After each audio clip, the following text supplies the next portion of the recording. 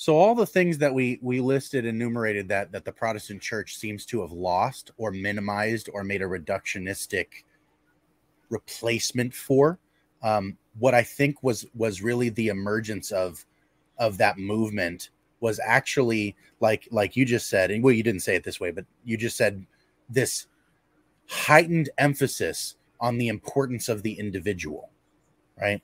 We lost a lot of the communal thing in doing so. And so I think what needs to happen is a reunifying of the importance of the communal and the corporate aspect of the body, right? But also not to the neglect of the fact that these individual parts have their place.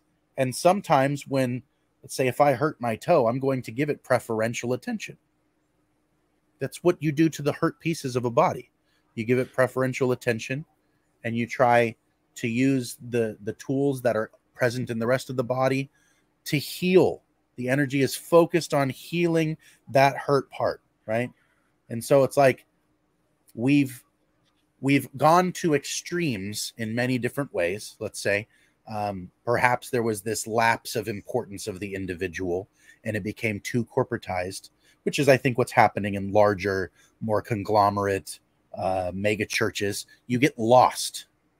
You cease being an individual, but you don't become part of a body. And that's why people just show up and disappear, right? And I think that kind of puts a guard up between you and actually participating in that way. But it seems like the importance of the individual emerged out of that.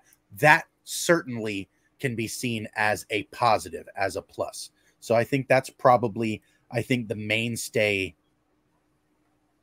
benefit, let's say, of what's come out of the Protestant and the fragmentation is this emphasis on the individual.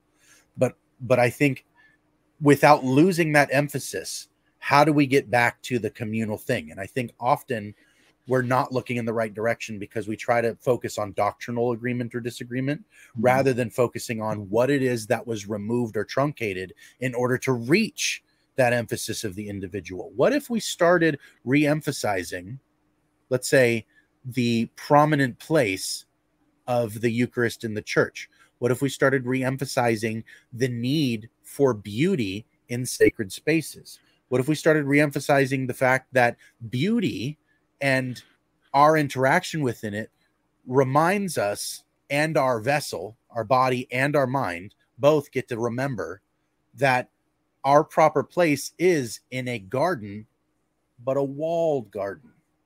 It's society and nature all at the same time. What if that's the right place to inhabit, right? This reminds me of another picture that I found in my scouring of the internet to try to find beautiful things that were striking to me. One of them was a house that had become dilapidated, began to fall apart and fragment, and yet in it is markings of life, growth, and what I would say is strikingly beautiful, but almost in a haunting sort of way, right? Sometimes life is like that. Sometimes beauty's like that. And still, I'm drawn in. I look at this picture and I see that there was design. There was markings on the wall. There's the ornate banister for the stairway. The stairs themselves are floating in the middle of the air. There's no structural beam supports from under them. They're very well crafted. And yet, this place is abandoned and falling apart. It's an empty shell. But something's taken up residence there. And it's like this growing, self-breeding thing, right? It's like, is this what, perhaps this is a picture, the reason why it's striking to me is this is a picture of perhaps where we are. New growth is starting to come out. The beauty is there, but it's old and worn, and we don't know what to do with it, right? We're afraid to rebuild. We're afraid to undergo making something beautiful again, right? And so we leave it. It becomes dilapidated. We don't know what to add to it, you know? And so it's like, what do we do now? Like, what's the, like this, I think this is a part of the conversation. We're at an hour and 40 minutes, let's say. Let's go to the what now? Like, what do we do about this, guys? So, Josh, I'm about to drop a preacher bomb on everybody here. Do it. We got to die. We got to die. You know what that image was? It was death and resurrection. Something died so that a new life could be born out of it. and we're going to have to die to ourselves. We're going to have to die to this need for doctrinal unity to the most granular level.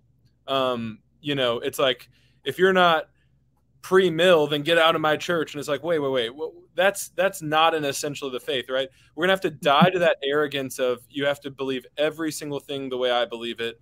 We're gonna have to die to the idea that people are just going to come to our church because it's culturally what they're supposed to do, and we're going to have to start being reborn as we go out, you know, into the world. There's all sorts of things we're going to have to die to. We're going to have to die to a lot of old ways, and we're going to have to die to our sin. You know, God is going to fight for us when our camp is purified. You know, I've preached on this before, and it's powerful to me. Achan's sin, right? The reason God didn't give them victory the first time they went after Ai was because there was sin in the camp. And until they dealt with it, they couldn't defeat Ai, right? The church is the same way. We are constantly talking about the world's sin when we haven't even purified our own sin. We're constantly pointing the finger at the ungodly out there when we don't even point the finger at ourselves and say, what are my pet sins that I've been feeding over this past week? And I'm preaching to myself first and foremost. I'm very guilty of this, right? It's a lot easier to say, look at how sinful the world is. But what we need to do is say, how sinful is the church, right?